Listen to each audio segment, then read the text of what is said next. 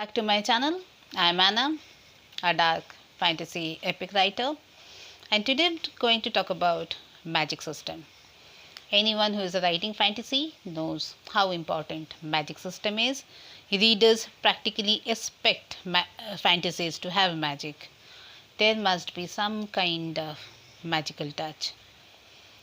A vampire, a wizard, something mythical. Vampires are not magical creatures, but still, I find vampires to be a bit magical, mythical, monstrously mythical. But the thing is, magic is important in fantasy. And if you are writing fantasy and your magic system fails, the plot might fail because a lot depends on magic. And probably you already know that there are two kinds of magic systems: hard magic, soft magic. Hard magic comes with all kinds of rules and regulations. Hard magic is kind of a religion. Mistborn by Brandon Sanderson. Soft magic is mythical. The rules and regulations are not exactly defined, but magic is there. Lord of the Rings. But both the magic systems come with some kind of price.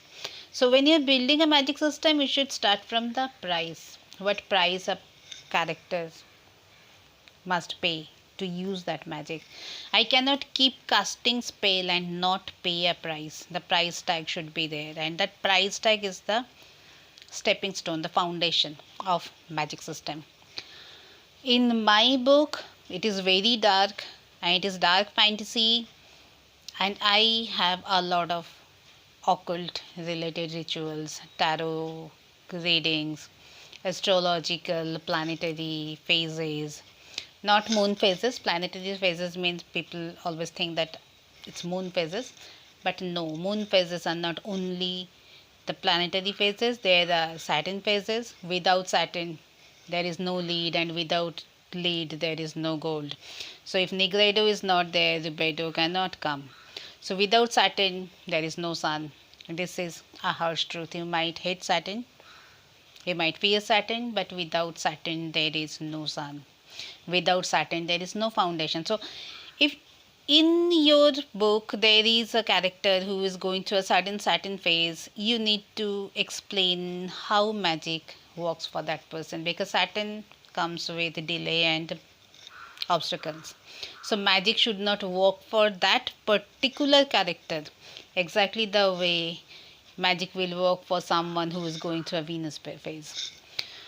In my book, The Holy Devils, magic is absolutely leaning towards occult. A lot of crystals or crystal work. Tarot is definitely there. There is a character who is a seer, a tarot reader. So you will find tarot spreads occasionally. And of course, there is planetary magic and also a lot of rituals. Symbolisms are there. If you know, you will know. Those who don't know, doesn't matter, you can still enjoy the occult, the magic in itself. I don't call it magic, I call it occult, because these people are these holy devils, they are occultists, they are alchemists, they are not magicians. And how I built this system, this occult system, I built it from the point, from the POV of the outcast,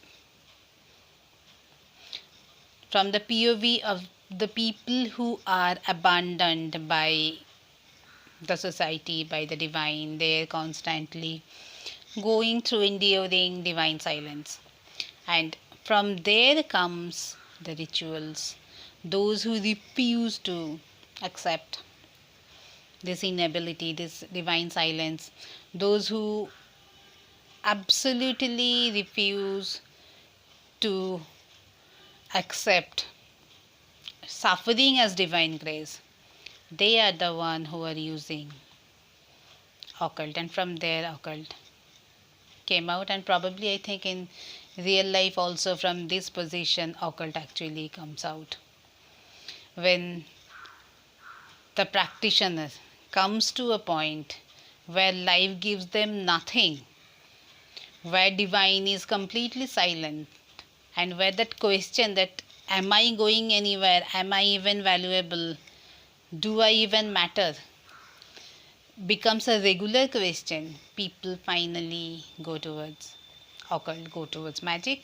And exactly the same thing is happening in the Holy Devils. But if my main character, the male protagonist, he loses magical ability, his occult power, he will still be the male protagonist.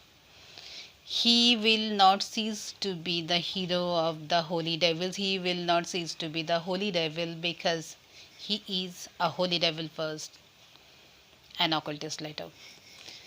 So I have a separate notebook for this entire system, this magic system, because after the Fires of Arcana, there will come a prequel trilogy, a sequel trilogy, and a lot of standalone books.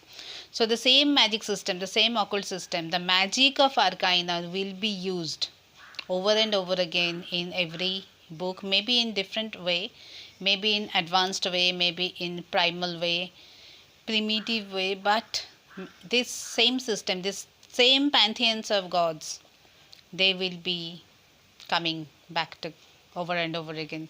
So I needed a separate file, separate notebook, and because I'm a pen and paper person, I set up a different journal for different notebook for this magic system.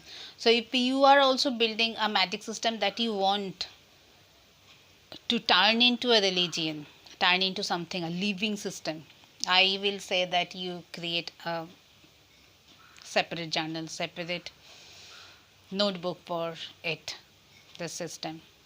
Don't make it too elaborated, too fancy. I'm using a B6 hardcover notebook, ruled, which I can carry anywhere, and I will not be very sorry if I make a mess of it. It helps me reach for it. I turn to it and I can write anything, because it is not a fancy one, it is not a beautiful one that I will want to save, and I will shriek to create a mess. Because when you're building something, the building process is very messy. You will make mistakes, you will omit things, you will jot things out, you will scratch things out. So get something that you will use. You will not be afraid to ruin, because you will ruin this notebook, trust me. So this is kind of a grimoire. Sorry, I actually sometimes make mistakes while pronouncing. So this is kind of my Holy Devil occult grimoire that I am building slowly, and at 55,000 words in the book, I am finally confident that this magic system will grow at the end of the trilogy.